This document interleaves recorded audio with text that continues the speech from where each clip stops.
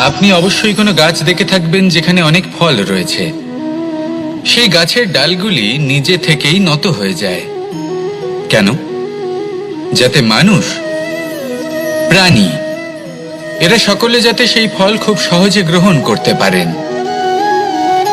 এটাই হলো প্রকৃতির শিক্ষা, এটাই হলো প্রকৃতির নিয়ম। মানুষেরও কিছুটা এরকমই হওয়া উচিত। যদি আপনি সাফল্যের চরম সীমায় পৌঁছে যান, অনেক বেশি ধন অর্জন করে ফেলেন, তখন মনে রাখবেন যে আপনি যেন অহংকারী না হয়ে পড়েন। বিনম্র থাকতে হবে। সেই ধনকে ব্যবহার করতে হবে উচিত কাজের জন্য। সেই ধনের দ্বারা সমাজের মঙ্গল করা উচিত। সকল মানুষকে সাহায্য করা উচিত যাদের ধনের অভাব আছে। যদি ধনী হওয়া সত্ত্বেও আপনি ধনের সদ্ব্যবহার এই সমাজের মঙ্গলের জন্য